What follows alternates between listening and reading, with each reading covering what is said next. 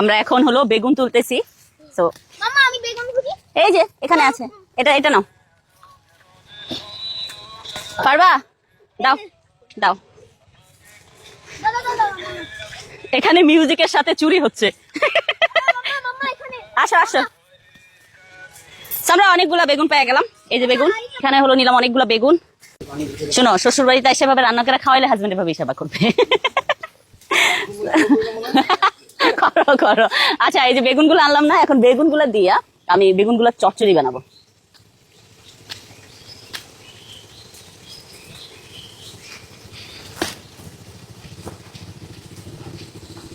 চিকন চিকন করে বেগুনগুলো কাইটা নিব।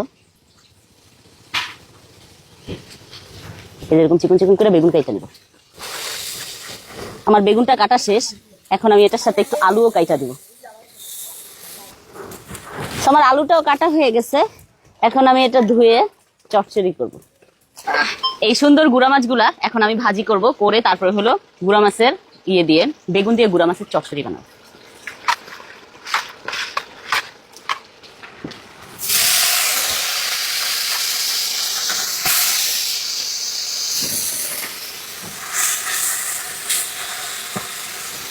ভাজা হয়ে গেছে, এখন আমি মাছটা উঠিয়ে ফেলতেছি, গুড়া মাছটা। তো এখন আমরা গুড়া মাছের চচ্চড়িটা কিভাবে মানে মাখাবো ওটা দেখাই আপনাদেরকে। প্রথমে দিয়ে দিলাম পেঁয়াজ, তারপর হলো দিয়ে দিলাম কাঁচামরিচ, তারপর হলো একটু অল্প একটু রসুন বাটা দিয়েছি। এটা রসুন বাটা, হ্যাঁ এটা রসুন বাটাই, অল্প একটু রসুন বাটা দিয়েছি। তারপর হলো দিয়ে দিব একটু মরিচের গুঁড়া, তারপরে দিয়ে দিব হলো একটু লবণ, তারপরে দিয়ে দিব হলুদ।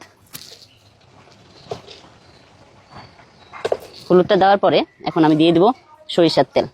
আমি যখনই চচ্চড়ি করি তখনই সরিষার তেল ইউজ করি। এটা আমার শাশুড়ি আমাকে শিখিয়েছিল যে সরিষার তেল দিয়ে চচ্চড়ি করলে চচ্চড়ি অনেক ভালো হয়।